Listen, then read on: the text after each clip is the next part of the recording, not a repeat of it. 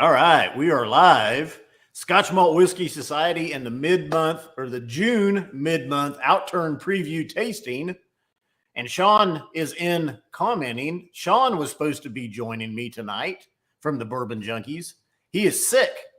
And Dan was able to hop in, though. He said, I got you. And so here we are. Yes, Sean was supposed to be here. He's in the email. They look similar. Yeah. In person. I mean, honestly, if we're going to be honest, it's just a better surprise for everybody in chat. So,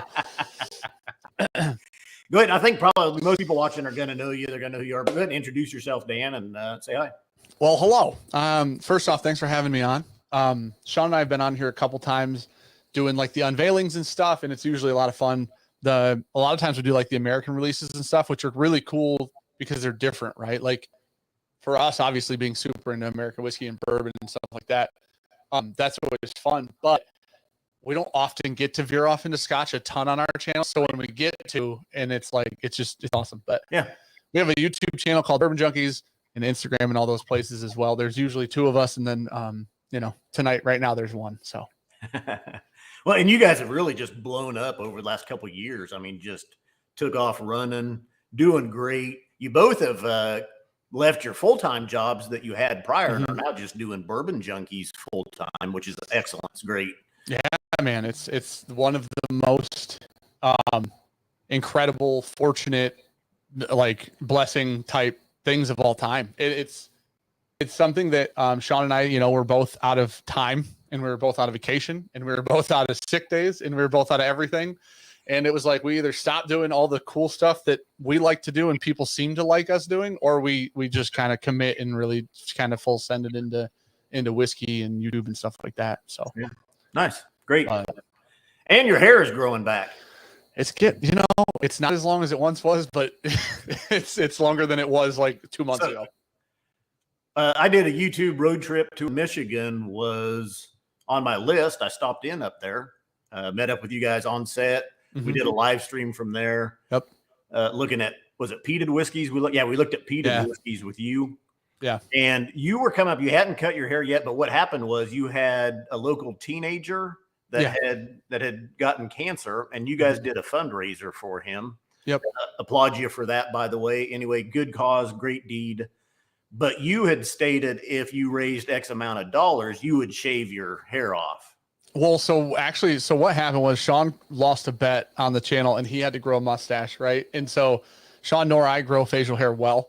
And so Sean had a really awful mustache.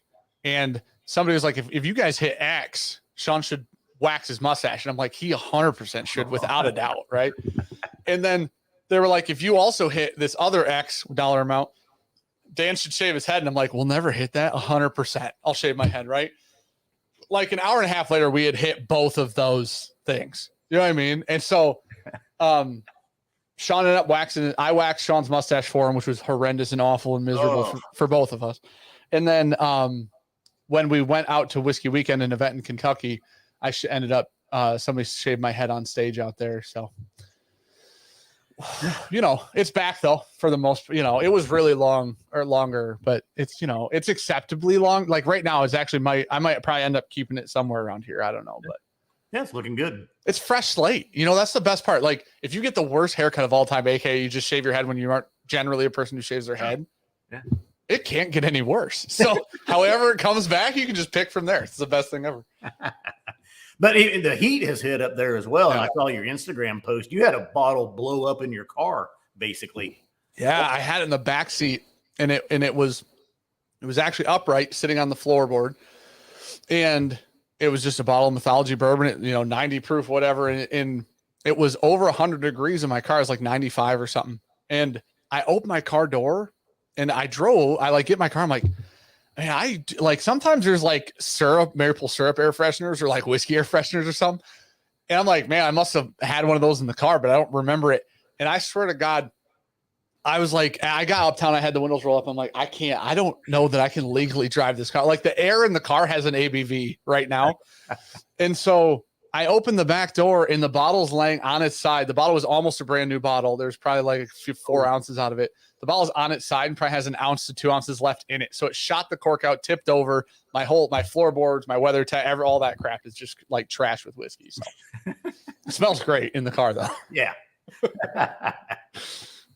All right. So we've got 5 whiskeys we're going to preview tonight. Let's get started with our first one.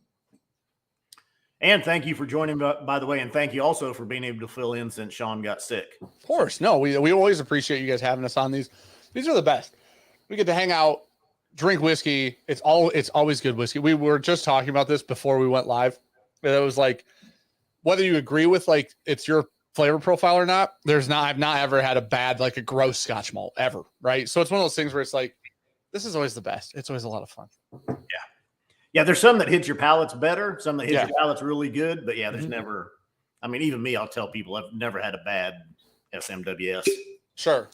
So we're going to start with 73.129 In the Fields. This is a 10-year-old Speyside, bottled at 58.6% ABV, juicy oak and vanilla profile, and our cask type is second fill ex bourbon barrel. I have fallen in love with like these the lighter blue top ones. Really? Yeah. I think there's like 3 in the hut now, and I had never had one.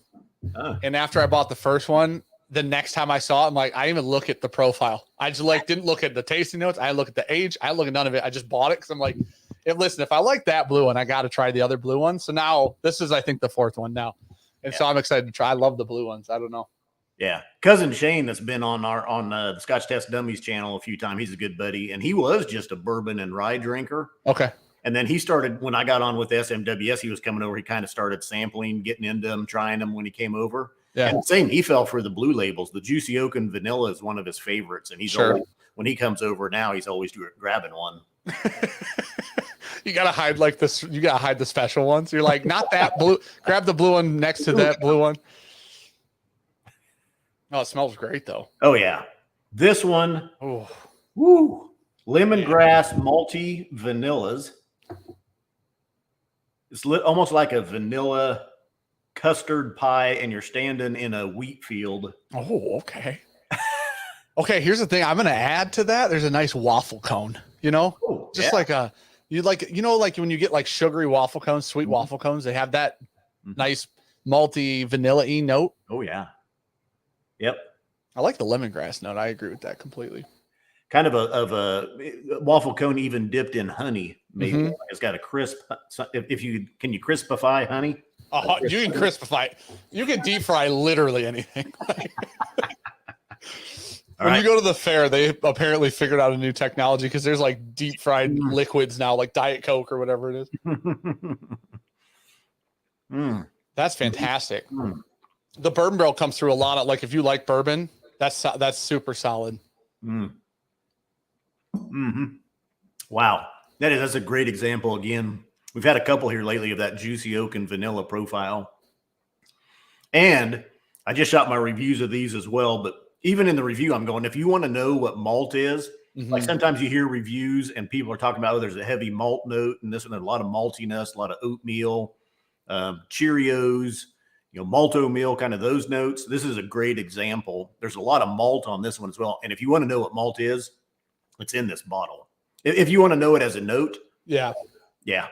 In the bourbon world, we always point people to like Chattanooga, right? So Chattanooga has a really high malted content in a lot of their whiskeys, but their 3-year-old whiskeys are awesome. Like they're crazy how good they are for, especially anywhere near their age statements. It is one of those things because malt's such a thing that like almost every whiskey has it, but not all of them. Like it doesn't shine through on a lot of them. You know what I mean? Eric Waite says, join SMWS and your relatives come over. You get a lot. Yeah. You get a lot of friends and relatives that visit all of a sudden. Well, and the thing is when you like look around a room and especially with the backdrop that you got there, like it looks like the uniform aspect of all the bottles and all like the coloring on the top of them looks so stinking cool that it's like people walk in and they're like, okay, I don't know what makes all those different, but I want to try every one of those ones. You know what I mean? Yep. Add some green apple. Add some Granny Smith green apples in here. There's like a tart note, right? Yeah. I think that's almost went down like a Fuji apple. When you said honey, I took a drink when you were smelling it. I was like, there's like a Fuji apple on it, but it's not as sweet as a red apple. I agree. Stephen A. Jones wants to know if we're able to read the flavor note description on the bottle. We sure can. It's one of the best parts. Typically robust and complex whiskey. Lots of biscuits, cereals, breads, malt, and plenty of balancing, juicy, fruity sweetness from the cask. Couldn't have said it better myself. Lots of breads, malty, light citrus, juicy fruits all around. That's such a good, it's such a good combination of bourbon. Like the vanilla and the honey that you get on bourbon a lot comes through like heavy, but the added malt from Scott, it's like a space side malt. It's not like, you know what I mean? Like the combination, the intertwining of those two is great. It really is. Eric Waite also says the Scotch Malt Whiskey Society of America. He just tagged us. If you want to know what malt tastes like, buy malted milk balls, lick the chocolate off, and then eat the malt center. Yep. Also known as Whoppers. Yeah. Here's the thing. Are Whoppers good without the chocolate though? No. There's no way, right? You know what I mean? No. I'm not trying to eat candy for not the candy part, you know? Yeah. We've got a candy store here in town. It's it's called the Nifty Nut House, but they sell nuts, snacks, candies, all kinds of things, and it's a huge place. Sure. They've got double and triple dipped malt balls, basically. Oh, okay. The triple ones is huge. It's like the biggest round ball of chocolate you've ever seen. And it's just, it's got this little malt ball center. That's just a chocolate jawbreaker. You know what I mean? Woo. All right, I added a drop of water. How did it get with the water? I'm going to follow you on that, actually, because I want to try it. I'm just now got it. Bringing out a little bit more sweetness, a little bit more of the citrus is showing, a little bit more vanilla. Not getting any additional notes. Maltiness still very present. Baked goods, think croissants. Yeah. I mean, it's like it got way breadier. Yeah. Mm-hmm.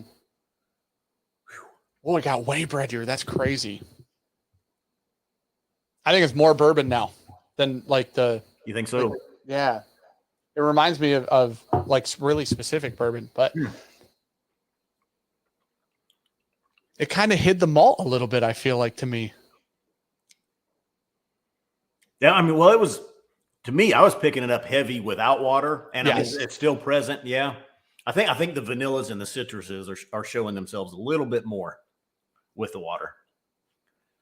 Oh, yeah, it's warmer with the water. Like not the alcohol content, but it's literally like a warmer experience. It starts to expand really on the palate and kind of dig in. A lot of ours do that, and a saying that people are familiar with me saying is that water doesn't hurt this one. Sure.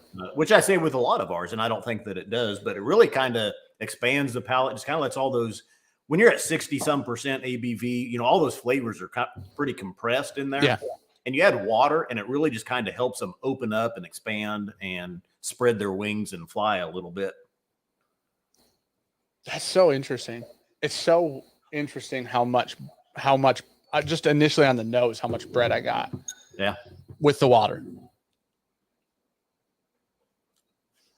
Scott Friedland is in Wichita. He says the Nifty Nut House is the first place we were taken when they moved to Wichita. Oh, it's like a town memorial. Yeah. Gregory Cloyd says Scott is a dedicated water tasting whiskey highlights. Now. You could be like the second water sommelier. Isn't there? There's a water sommelier. I think there's only one of them. Go to those water restaurants. They serve there's a restaurant with 70 some waters or something on they have a whole water menu. Like that's a real thing. It's crazy. Ooh. Yeah, even John Miller. And we're not advertising for the Nifty Nut House, but Nifty Nut House Wichita, that place is amazing. But everybody here is now hyper aware of it, whether you're advertising for it or not. All right, so that was 73.129 in the fields. 10-year-old, that is available. All these whiskeys will be available tomorrow, 1 p.m. Eastern time, mid-June, outturn. $125 on this one. Very nice. Yeah, it is. We'll move into sweet, fruity, and mellow next. 5.83 bold over. 18-year-old Lowland from a first fill ex-bourbon barrel, 56.1% ABV. Like I say, sweet, fruity, and mellow profile. What's your personal favorite profile from Scotch malt? It's probably well-known, deep, rich, and dried fruits. Okay. I don't know if I can declare my favorite, but I would say it's one of my favorites. If that's not fair. My favorite. Yeah, I mean, I'm not asking you to like pick your favorite bottle out of there. Like, hey, I know you've had thousands of whiskeys. What's the one that you want? You know, I'm a big fan of I would say wine cask finishing, a broad range, not just sherry. Originally, it was just sherry, Oloroso and PX. But I'll tell you, I mean, I've had some delicious port, Sauternes, Madeira, Manzanilla, Amontillado, Marsala. There's just some good. If you have a good finishing or a good maturation, hard to beat. I don't know. I'm a sucker for like port finish stuff. I don't know why. I just am. Yeah. All right. Whoa. Ooh. Oh, that's way different. It's like darker. Yeah. That is different for sure. From a juicy oak and vanilla, I didn't expect that much on the nose different, but oh my god, it's like dried. It's like plummy. You know what I mean? Like oh man, it's almost it's like floral. Floral. Okay, that is. Yep, that's it.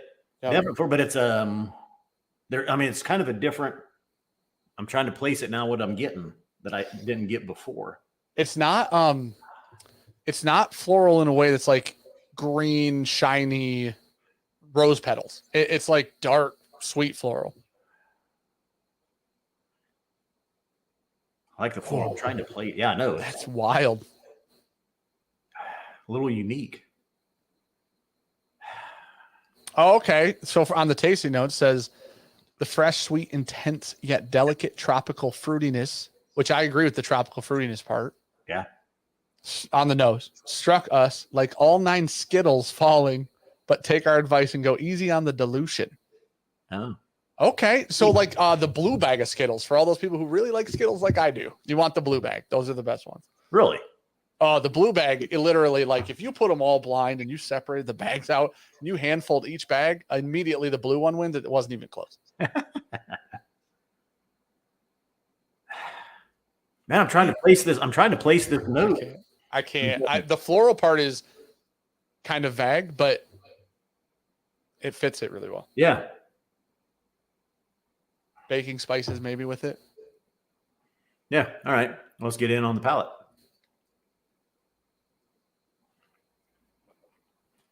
Oh my gosh. Holy cow. There's so much fruit on that whiskey. Mm-hmm. That is insane. Yeah. We're definitely getting into tropical fruits here. Papaya, mango. Mango. Yep. Peaches. Man. They should have called this one Taste the Rainbow. I mean, that's probably like cease and desist territory, but that's so wild. It's so many different flavors. That's a good one. Taste the Rainbow. It's so many different flavors. A little bit of burnt caramel in there with it as well, which I don't normally get just off of this. And this was a first fill ex-bourbon barrel. A little bit of creme brulee on it. Oh, okay. Crispy toasted marshmallow on the nose and the palate. Like a it's almost like a sugary like raspberry creme brulee or something like that. Like with it's like a berried creme brulee. Mm-hmm.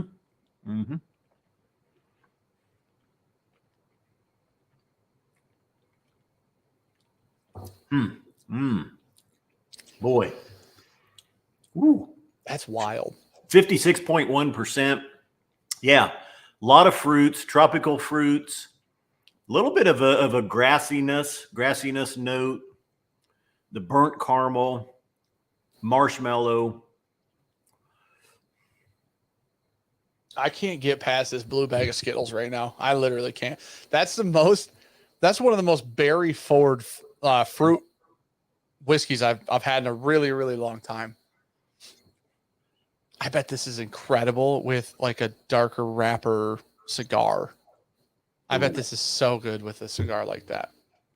So this distillery, most will know, some may not, but is known for a triple. It's a Scotch, but it's a triple distillation, similar to what Ireland does.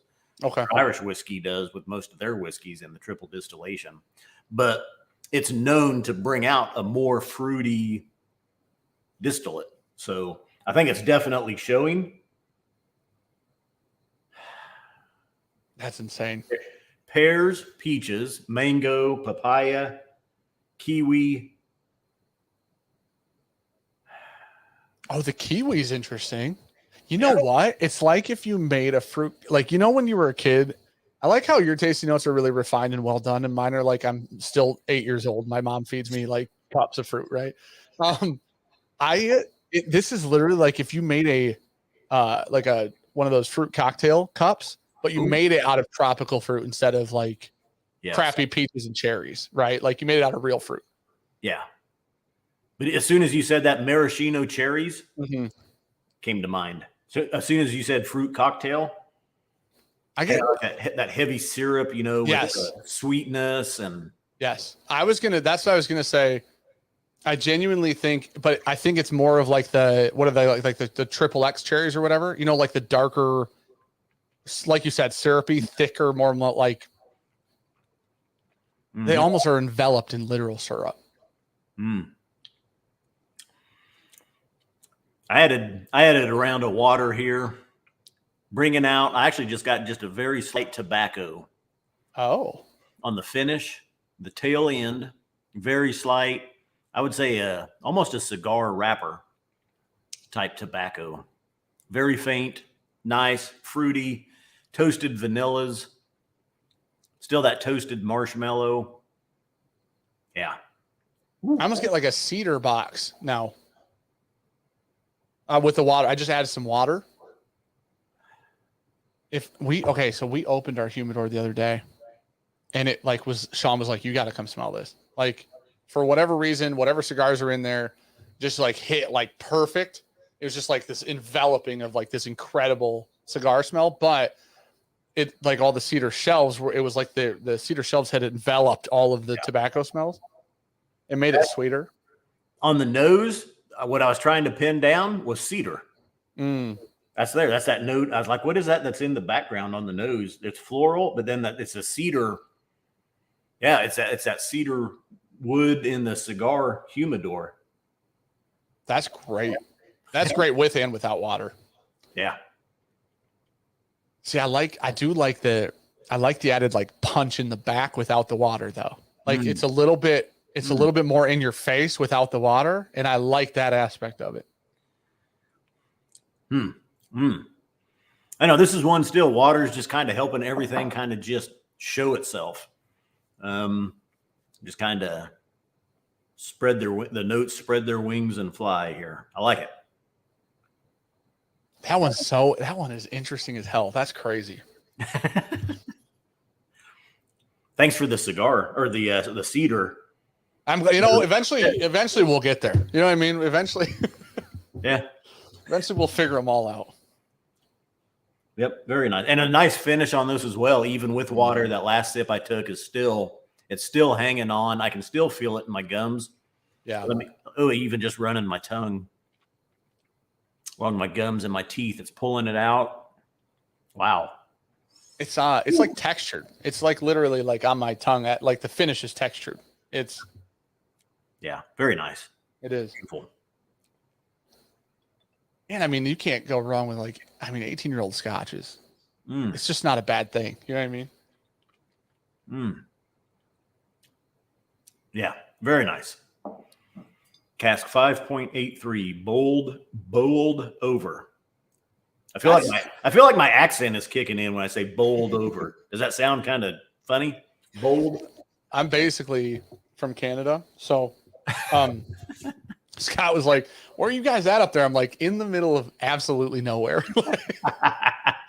And it's like I say so many words incorrectly that I like when other people are like my accent. I'm like, listen, I can't even say half the words I'm supposed to be able to. So that's great whiskey. All right. Well, yeah, you had told me you was in the middle of nowhere up there, and yeah, I'm after driving for as long as I did, I realized it. Yeah, I wasn't lying. That whiskey, the first one was a little warmer proof wise. That's such a good barrel proof.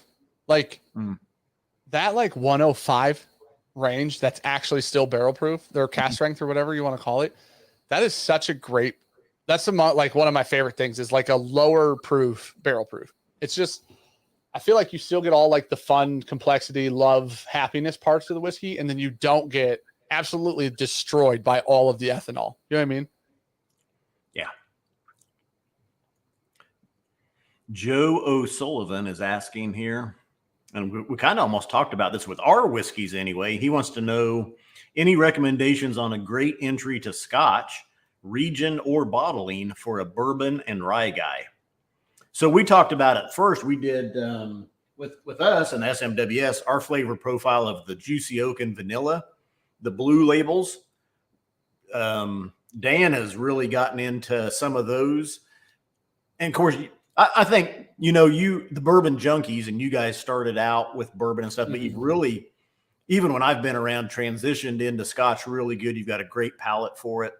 And you like it. Some bourbon drinkers don't necessarily like Scotch. Sure.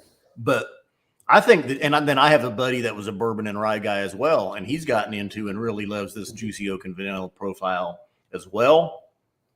If you look for though, if you're in a store and you're looking and off of the shelf Scotches, you want to look for, those that have just been ex-bourbon casked, I think. For some of the similar profiles. Sure. So I think it's such an interesting thing because when we started doing bourbon, Sean owned like 3 bottles of Scotch, and I think they were all Highlands. He owned like Highland Park. He owned like a Bowmore, and then like one more. Right? I don't even know what the other one was. A Bowmore and one more. Yeah, Bowmore and yeah, no more. And we were sitting there and we drank them, and it's something that never made. I think we lost the content. We shot it like 4 years ago, and I hated all of them. I hated every one that he gave me. I didn't like any of them.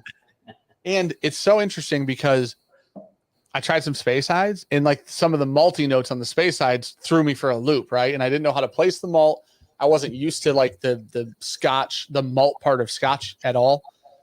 And then I had Octomore, and Octomore like changed my entire life because I so fell in love. And I had like Lagavulin and some other ones. But Octomore tastes like food and like smoked meats and barbecue. And so I fell in love with Octomore, which was like the worst thing ever because it's none of them are super cheap. None of them usually often not readily available, right? Like it's like, and especially when you're in bourbon, you're like, that bottle's $50. And you're like, that Octomore is $250. You're like, what did you just say? But what Octomore did was like, I went and bought 1 or 2 Octomores over the next like 2 months or something.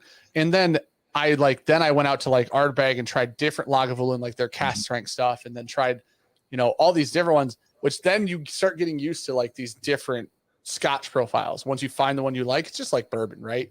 Everybody had bourbon in like college or whenever. And then they didn't like it because it was too hot, like blah, blah, blah, And then you found one you're like, whoa, wait, some of these are actually really good and far different than I thought they were, I think it's one of those things, if you can go somewhere and if you just want to go somewhere and just Go try like 10 different scotches and make sure they're all different. Make sure they're from all over the board.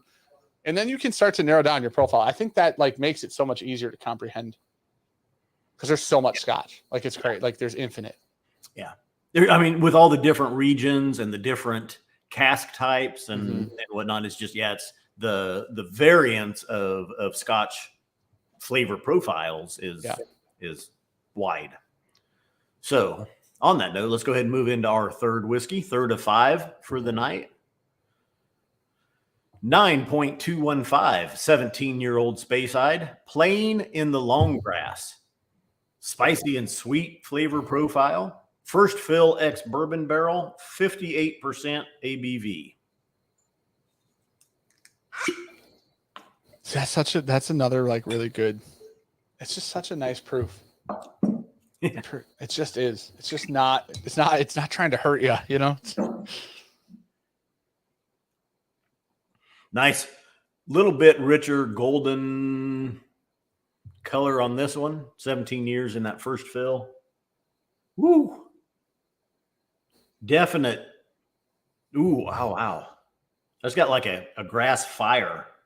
Oh. But spicy grass fire. Berry. Oh, yeah. Actually, the grass field, 100%. This is like an uncut grass field. It's 100%. Actually burned the nostril a little bit. Got a little too close in there. Got to be careful with that. See, that one smells smells higher proof than the last one. They're actually really close to one another. Right. Yeah. Yeah. It does. This one's definitely more of a punch on the nose, not just from the ABV, but just the spiciness of it. Mm-hmm. Even the berries. Wow. It's still fruity. Yeah. Yeah. The berries. It's not fruity it's not floral though. No. Not near as light. More cinnamon spice as well. It's like an alcoholic gingerbread cookie. Like, cause I get the baking spices so heavy in my nose, but then the ethanol follows it. Wow. I got like strawberry right there. I guess hence the name, plain in the long grass. Grassy nose. Oh,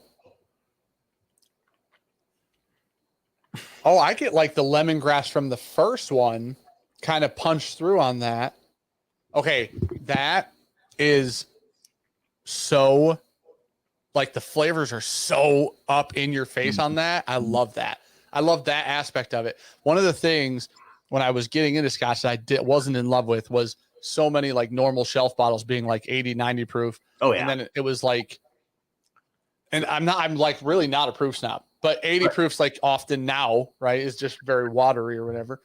And so when you get into scotch and you start tasting like shelf bottles that are like really highly available or whatever, you're like, man, it's just really soft, sweet maybe, and then it's flat. I want so bad in my scotches for some just like it kick me in the teeth. You know what I mean? Like, yeah. This one is okay. So the one before, the 18-year-old Distillery 5, sweeter, fruitier, more mellow. It's a sweet, fruity, mellow. This one really, like you said, this one's really it's going to kick you right up front. There's a lot of spice, little nuttiness here as well. I'd even throw in some nutmeg, but some not almonds. Let's go walnut. Yeah, maybe a little bit. Yeah, it's a little bit darker. Okay. Oh, okay. Yeah, a little bit darker nut. So yeah, walnut's good. Cinnamon, like I say, cinnamon, nutmeg. The nutty aspect with the malt hangs around for almost eternity. Like I've taken 2 sips and it's been 45 seconds since the last sip, and all of it sits right in the middle of my tongue. All the flavor. Josh Dilworth points out you got lemongrass before me.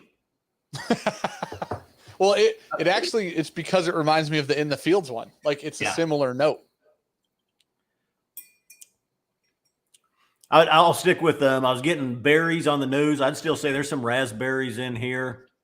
A little bit of a raspberry tart, maybe one of those little crispy pies. Oh, that sounds so good right now. Oh man. Oh, if you go to like a nice hotel where they have a great breakfast buffet and they got like they have a bakery there. Oh, that's 100% it.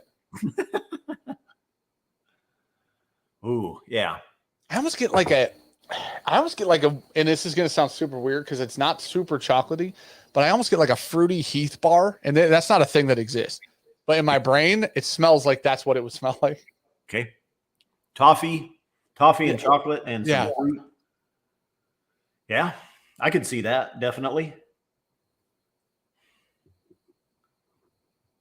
Raspberry s'mores. I'm going with a s'more with the raspberry drizzle on it. You got the chocolate, the marshmallow, the graham cracker.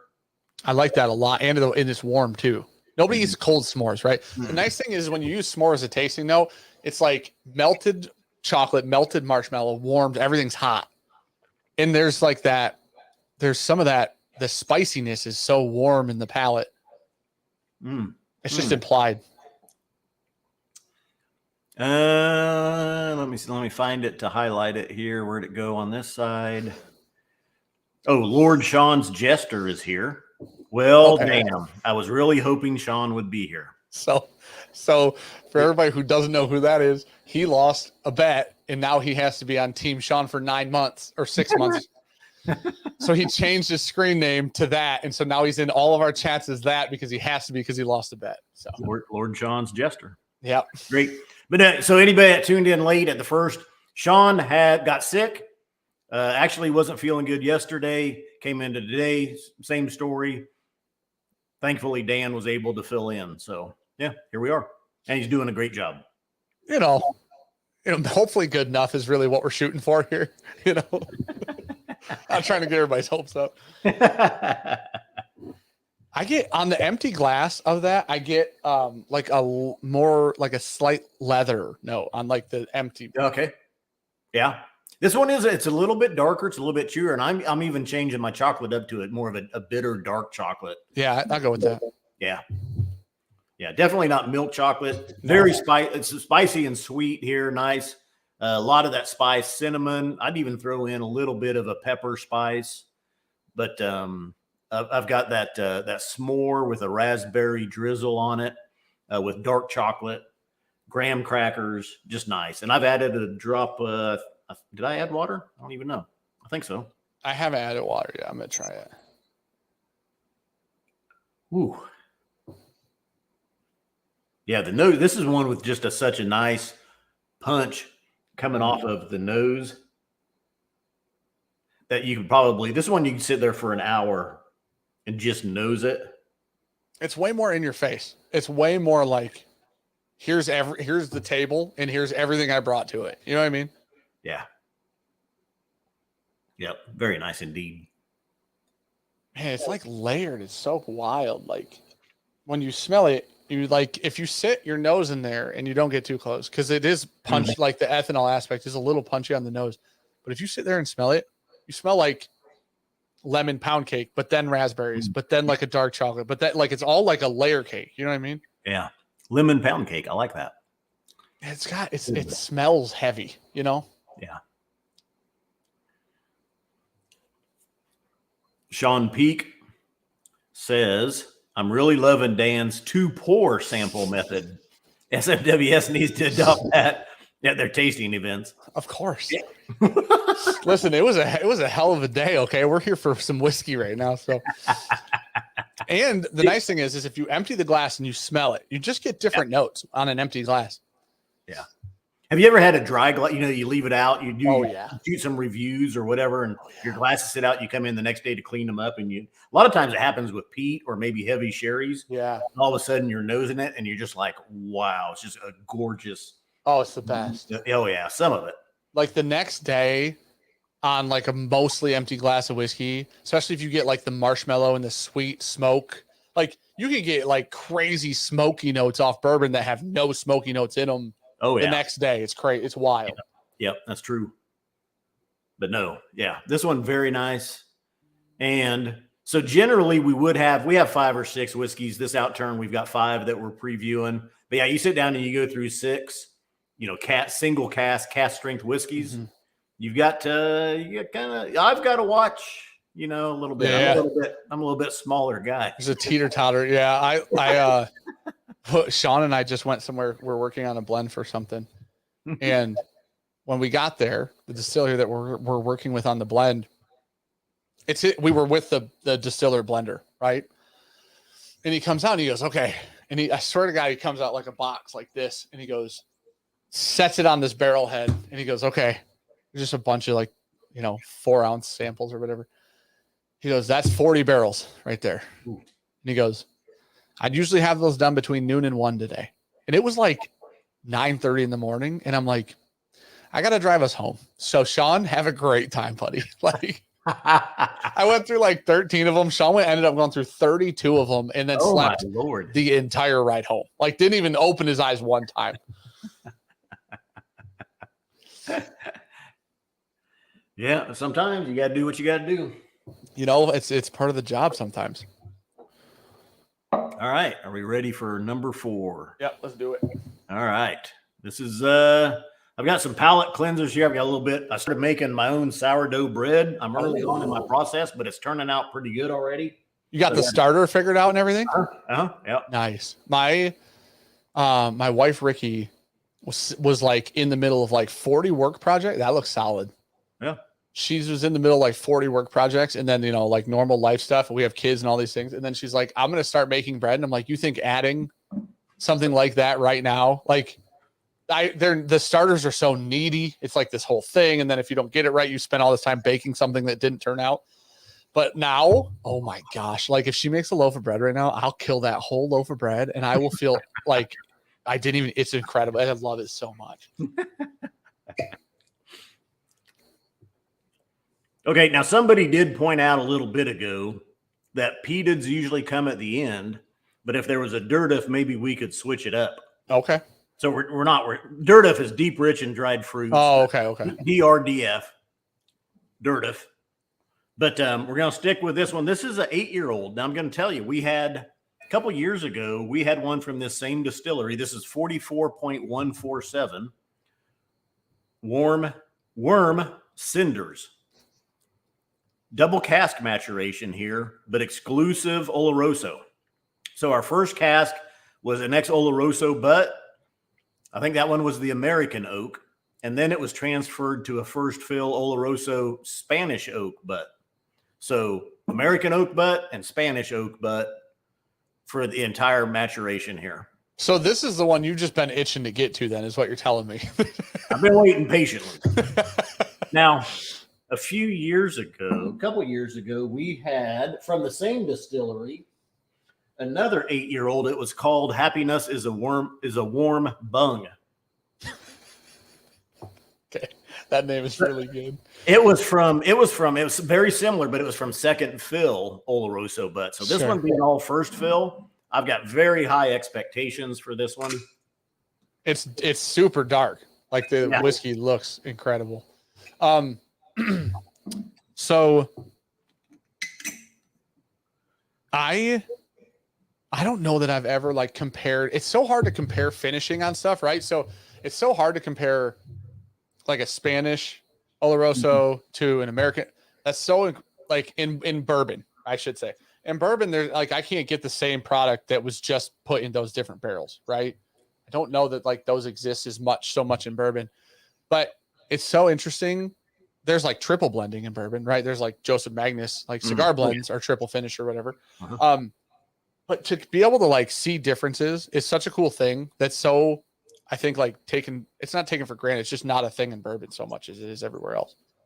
Well, the only problem with bourbon is you just have the bourbon, your aficionados or your bourbon enthusiasts. They reject if it's been put into a sherry cask. Sure. They're going to argue it's not bourbon because something added to it.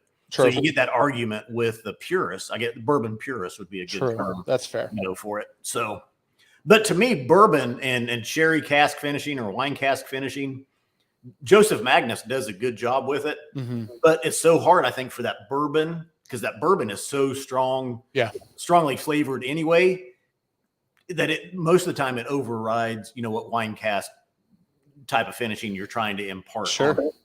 So yeah, that makes sense. But oh my gosh. Okay. I'm gonna just say it right now. That's the best nose of the whole. I don't care. That is ridiculous. That is the most rich, oiliest, thick, dark. Like it smells incredible. Yeah. There's your dark fruits are all over this one. Everything is toasted. There is toffees, coffee. Ooh. If this tastes literally half as good as it smells right now, I'm so sold. This is crazy. It smells literally like it has all the marshmallow vanilla from toasted aspects of barrelings and bourbon. One of my favorite things I drink more often than anything else right now is toasted whiskey. I don't know what it is. It can be rye, it can be bourbon. I don't care. So much. I love like the toasting, and I like some people use like 1910 as like the craziest char level of all time on 1910, right? But then like Penelope's black labels that are toasted, the toasted bourbons, those are great. And those are like way less char, like they play with the char levels. You can do a char 2, you can do a char 4. But those toasted notes like exist in this whiskey like crazy.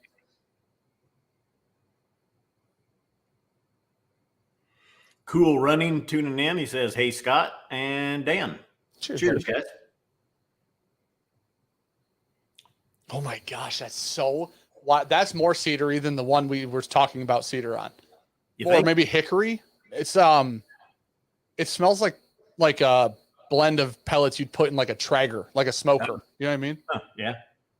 Woo. It is. What is the proof? It's got to be super high. Oh my gosh, it's almost 70. 67.9. Yeah. Oh my gosh, it's damn near hazmat. Yeah, very nice. Of course, the 8 years age here is gonna. I mean, that's why it's that high. Sure. But you're not gonna get 8. We're not gonna get 8 years on the palate here. So I'll guarantee you that much. Let's see. Cheers. Cheers, buddy.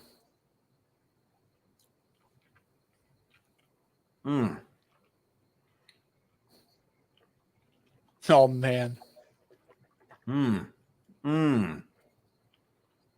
That coats like that is insane. That coats your entire insides of your mouth and the whole way down. I'm pretty sure.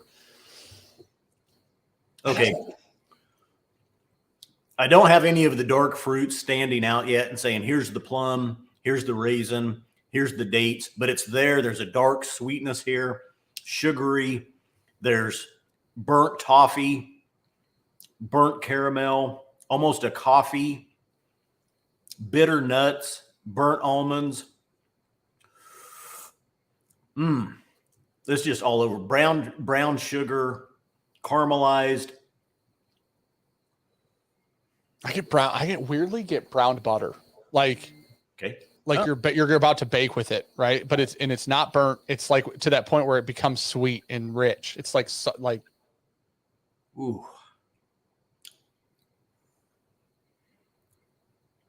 Yeah, and I'm still tasting even that first sip I took, and it was a little bit too big of a sip than what I should have taken at 67.9%. What is that? There's like there's a fruity note that I get at the very back of the palate, right in the transition from the palate to the finish. And I want to say apricot, but I don't know that that's what it is, but I get like a citrusy fruit right at the back, only at the back. Man, I was sitting there, I was just chewing it. It's meaty, salty meats. I would throw in a little prosciutto, salami type. Oh. Cheese. How about some funky cheese in there with it? Kind of a charcuterie board. So I'd follow you down the path of like a nice pulled pork on a Hawaiian roll. Oh, you know what I mean? Like just a little sweetness from that bun with the briny aspect of the pork.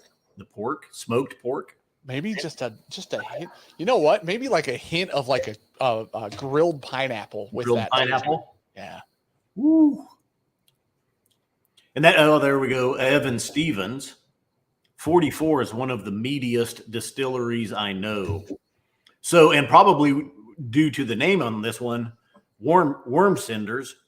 This distillery uses worm tubs for their distillation, which is a coil. It's kind of a radiator, basically. I correlate it to where it gets distilled, then the vapors run through these series of copper tubes in water to cool it down. Oh, okay. I don't think I saw somebody in chat. I think it was Fine Spirits.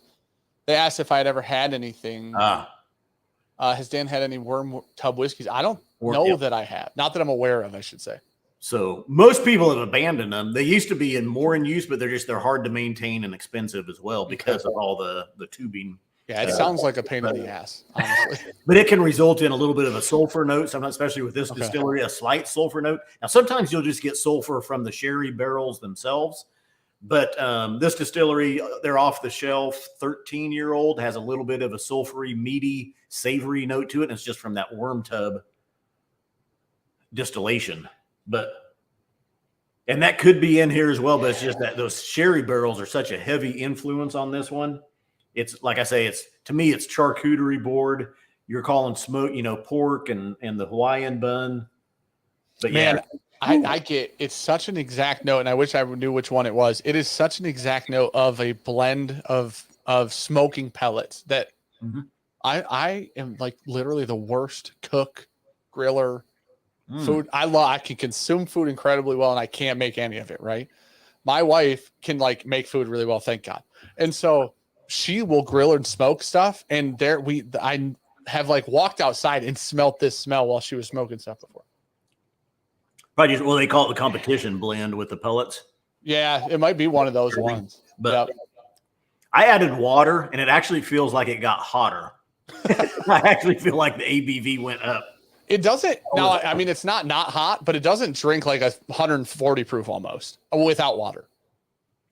Now, I didn't leave it in my mouth for as long as you did, so you may have a differing opinion. But yeah, I'll do that with my sherry cask whiskeys. Whiskeys just kind of really let that set into the gums, get in there and soak in. But this one, yeah, and I still can't tell you. Hey, there's plums. Hey, there's raisins.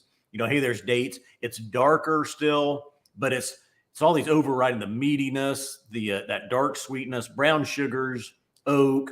Everything's toasted, nuttiness. Charcuterie boards. Yeah, I mean, it's just a palate full. It gets like stewy, like stewed fruits with the water in it, I feel like, more so than it did without the water. Good call. Good call. Cut some of that smoky brine off, I think, with the water. I don't think this one's the most complex of the ones we've had so far, but I do think it's one of the coolest ones. Like, I'm such a fan of like the meaty, still kind of fruity, still really, really rich. You know what I mean? And I mean, it's got a ton of, it's like, it's 100, whatever. It's 130 something proof. You know what I mean? It's got a ton of flavor. It's not lacking any flavor. But that'd be 135.8. Did you do that in your head? Yeah. Well done, sir. I'm going to add a second round of water here. Cause like I say, that first round, it felt like it got hotter. It's still a palate full, but it got super fruity with the amount of water that I put in. And it got super fruity. Like this is definitely like around 100 proof or something. Now I must have put a decent amount in. It's way fruity now.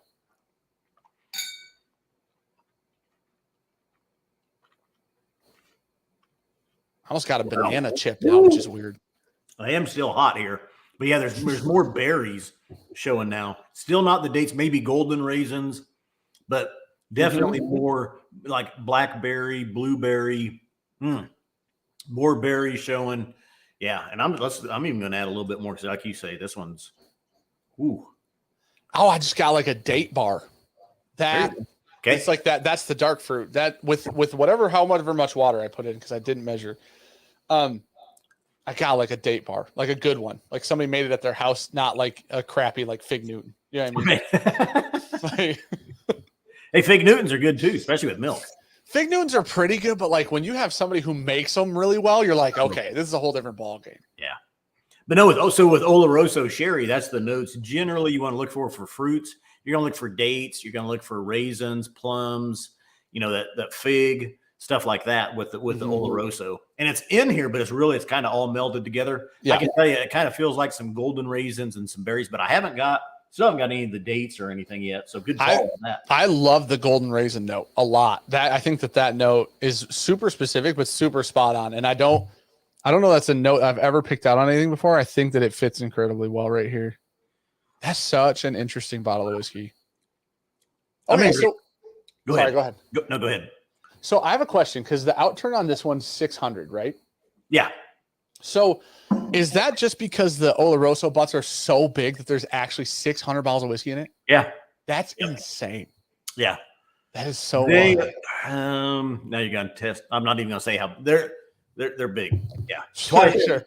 At least twice as big, if not bigger than like a bourbon barrel. Okay. Man, that's got to be such a nightmare to move around.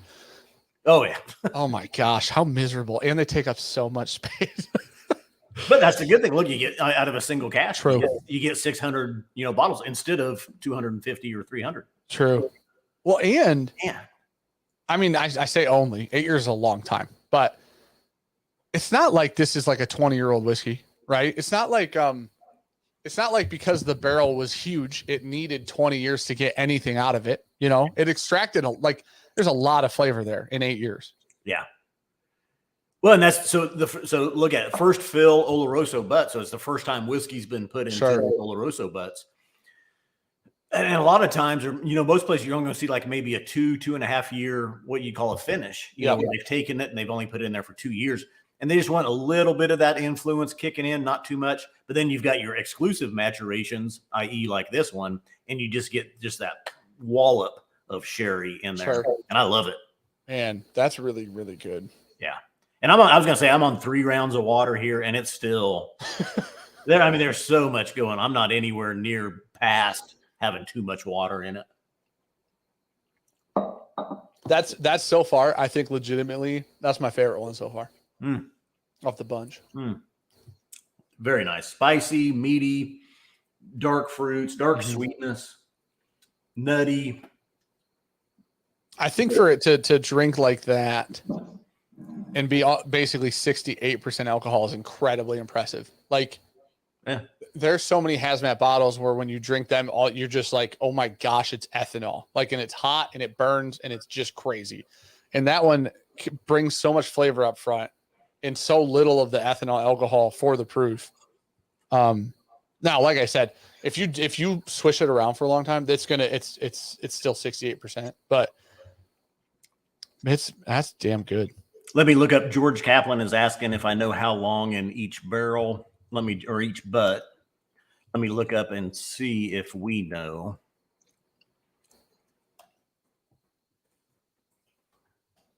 I might have to get more into this DRDF profile because you bet. Man. All right. Yep. I've got it. 6 years in the American oak Oloroso butt, and then it was transferred to the Spanish oak. So 6 and 2. 6 years American oak, 2 years Spanish. Interesting. Yeah. And if you have a palate cleanser our last one's going to be a lightly peated. We did move to the peated profile here. If you have any type of water or any crackers, bread, sourdough bread, anything like that. I have one Glen over here with Topo Chico in it because that's like I don't know why. That feels so bougie. It's like my favorite water in the world. Topo Chico? Yeah, it's like seltzer water, mineral water or whatever. It's great with cigars. It's incredible with cigars, but it works really, really well as a palate cleanser. I don't know if it's like the carbonation that does it, but it works really, really well. And it doesn't add any some people drink coffee. Have you drank coffee in between? Coffee screws me up in between whiskeys. In the past, yeah. I end up getting whatever's left from the coffee. Especially I like light and medium roast a lot. And so those are generally fruitier or sometimes more acidic or sour or, whatever, citrusy. And I feel like when I have those and I go to the next whiskey, I'm like, there's no way that this whiskey happens to have the same like weird berry fruits that coffee had when I drank it. You know what I mean? All right. Last but not least. This is what I'm most excited for, by the way. Just full transparency.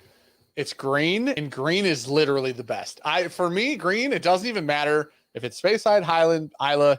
The first peated Speyside I ever had was from Scotch Malt, and I freaking love it. I'm madly in love with it. Good. So 4.282, a Bothy amongst Mountain Heather. 10-year-old Highland. Double cask maturation on this one. This was one of our kind of small batch experiments. They took several hogsheads and they combined them together, and then they split them up and divvied them amongst single barrels. So this one was moved from a hogshead to a first fill ex-bourbon barrel, 63.1% ABV. Lightly peated. You know what? And you guys have been there, and you guys know so much more about Scotch than Sean and I do. I would be so interested to see how people blend and finish here versus how people blend and finish in Scotland. Because like I was just reading it says like married in a first fill barrel since 2017. Sometime like that, the Oloroso, like they're in these big hogsheads. And I've been places here where they'll make a blend and then finish the blend, right? But I think it's so interesting that sometimes what they do is they have some finished stuff and then they blend it too. Like it's like backwards, right? They're like the opposites. Instead of finishing your blend, you're blending a finished product at that point. Gotcha. I'd love to see the mentality differences, right? Like the thought, the philosophy differences between how they do it over there. And if it's like pretty much, if it's more similar over there or if everybody over here is more similar or on the same, like, wavelength, but. Now, you had kind of mentioned this distillery earlier. You talked about Sean had, I think, 3 bottles of Scotch. Okay. Yep. And this one is, Orkney Islands, which is part of the Highlands. Oh. So, yeah, generally they just they always do a lightly peated Scotch. Even their off the shelf bottles it's a very like 5 parts per million, but there's a light peat on them. Okay. This one, just a citrus, malty, vanilla, and light smoke on the nose. Yeah, but there's the salty edamame from the peated aspect, almost like a seaweed wrapper that was salted. Oh, nice. I was gonna say salted key lime pie. Oh, I like that. Yeah. Maybe a key lime pie with like salted caramel. You buy the sea salt caramels. Like caramel's got the big chunks of the sea salt on top of it. If I sit there long enough, I get like a juicy fruit on the nose too. Yeah. Whew. Yeah, very nice. And this is one of those noses, I think, as well. You could sit there 45 minutes from now. This would have stuff showing on it, that you're not getting right now. It feels like this is one that's going to just keep developing. Mm-hmm.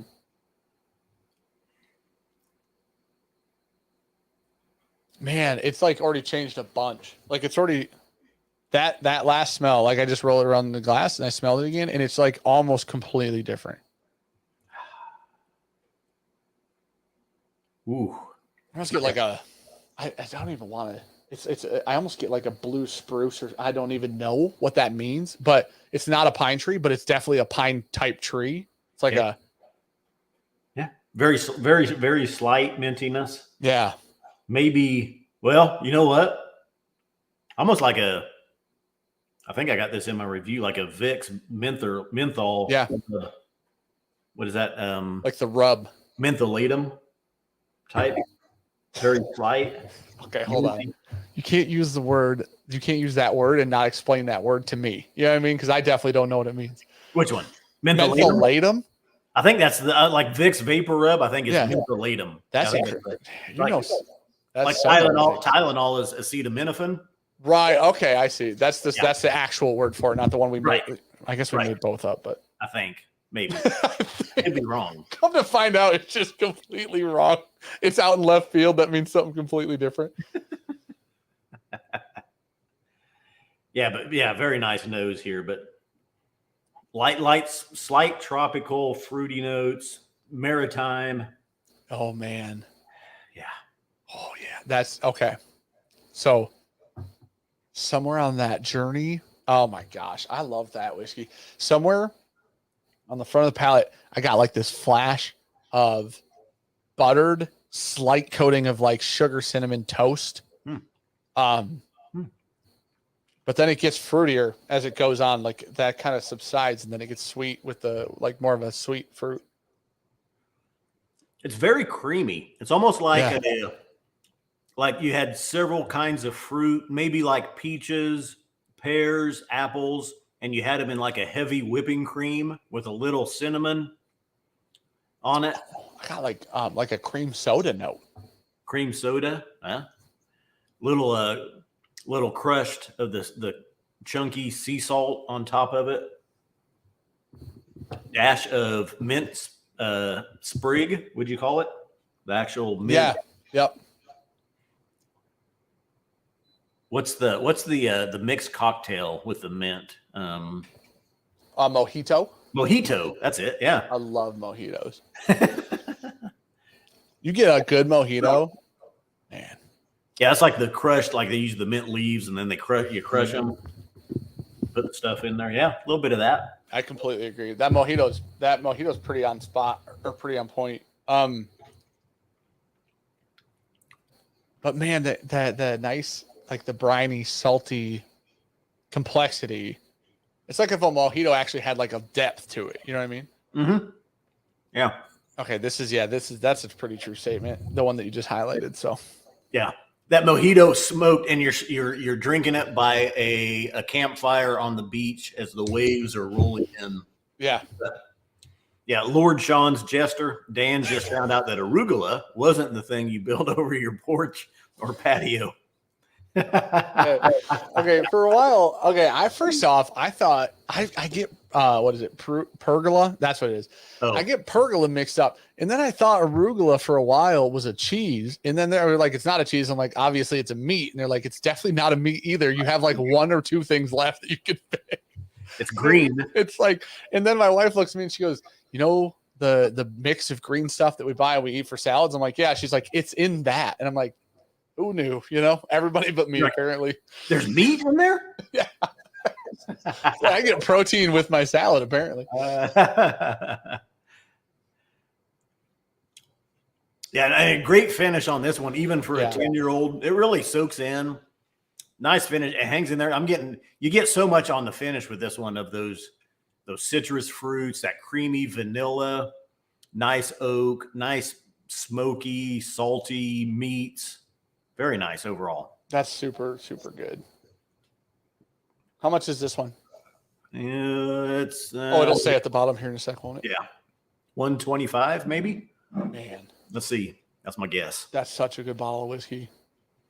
Do 115. Even lower. That's crazy. Yeah. Great buy. That's crazy. Add some water.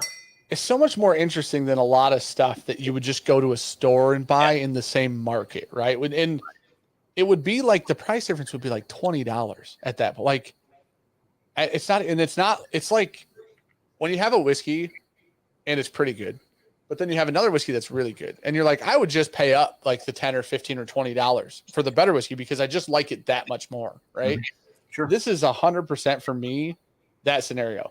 Or it's like if I could go buy the shelf product for 80 to 100, or I could buy this for around 115. It's not. I would never buy the shelf product. Yeah.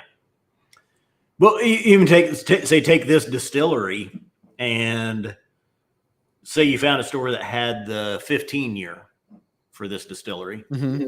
and it's $170, $180. Okay. This at 115. Oh yeah. And it's a 10-year-old. Crushes it, yeah. Yeah, crushes it. The complexity alone, I think that's what's so sad about some shelf products is it's like you guys like leave all the good stuff out. Like you're removing the fun parts, you know? They're just diluting them down so far. Yeah.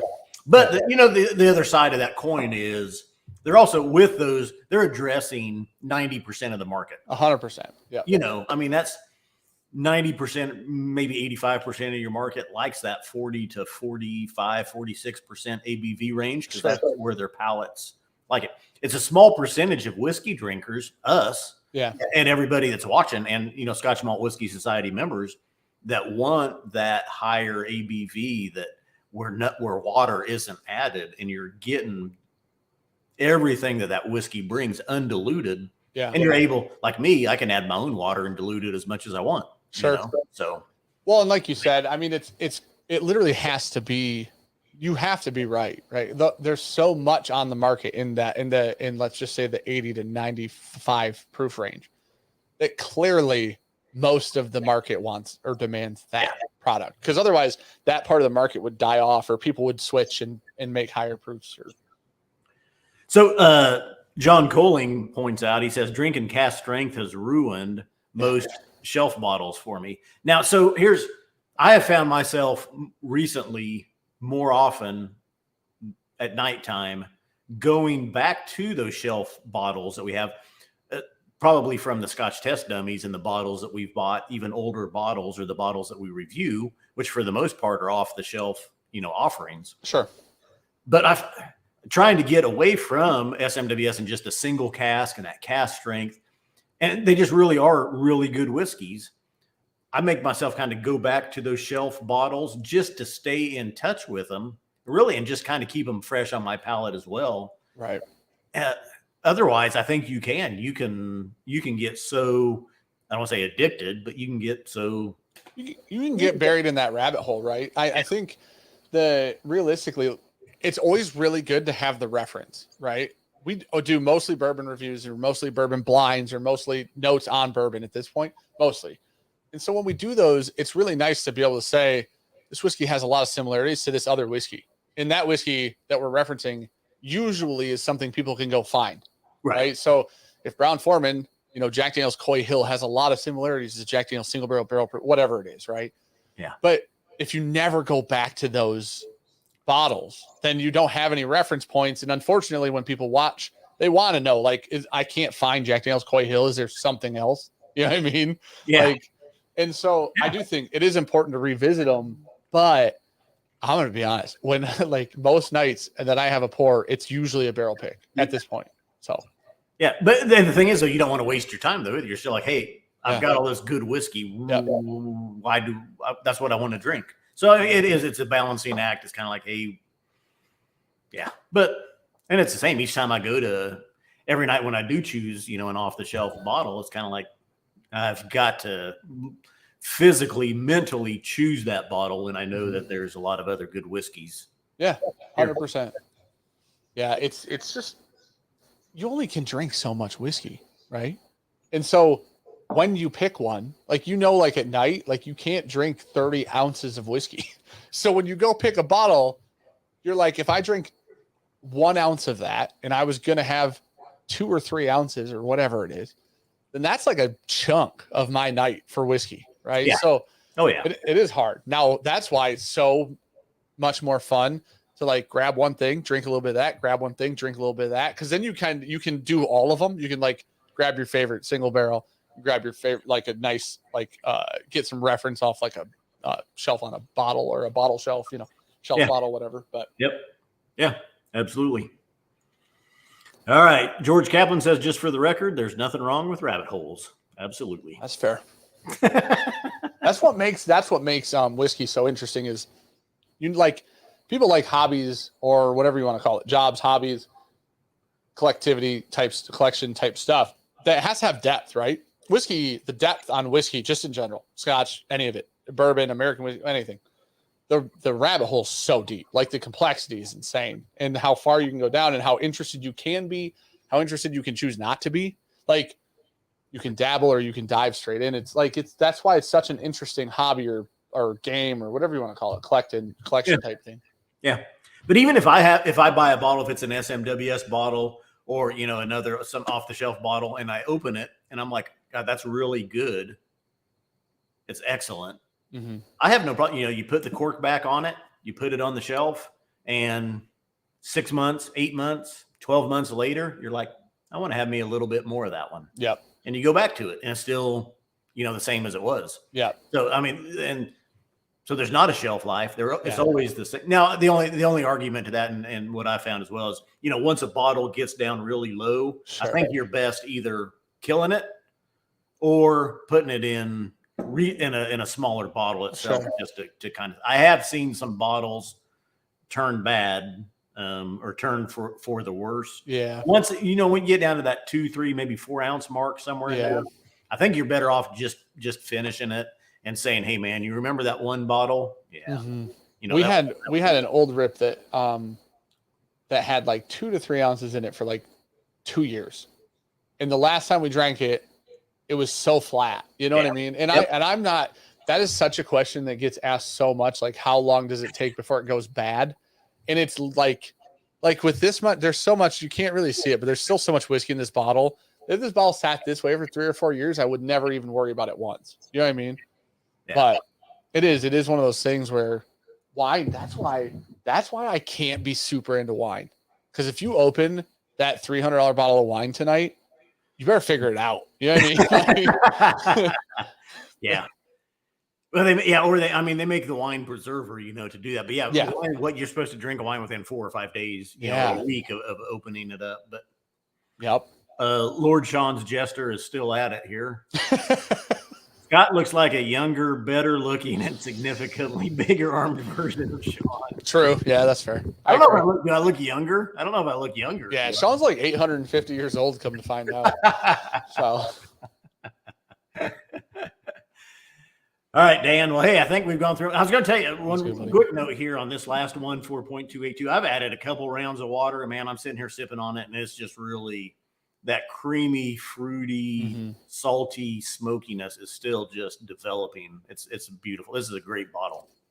I got more honey when I put water in. I end up getting more honey, or that juicy fruit note that I think I'm relating honey and juicy fruit to the same thing, but I added a little water and got more of that one sweetness. But honestly, like it doesn't drink super hot. Without water, it was great. With water, it was still good. But without water, that one was awesome too. So, yeah. Yep. All right. Yeah. Aaron Ellerman, I must have a problem. I'll just kill the bottles in one sitting between 3 people, and then I can't order anymore. Does the website not let you order more? Or what? Yeah, right. Well, hey, Dan, thanks for joining me. Real quick again, just tell her, like I say, I'm sure most people probably know you, but real quick, just let everybody know who you are, where to find you. And there.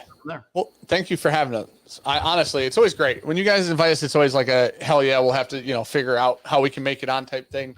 Because it's a different experience. This is such an experience that I genuinely think that something like Scotch malt, like this is gonna be a thing everywhere. I think Scotch malt is already moving into like American whiskey stuff and doing those releases from time to time, which is really cool because this is the ideology of it. Here in America is so funny how much different it seems here, but it's not.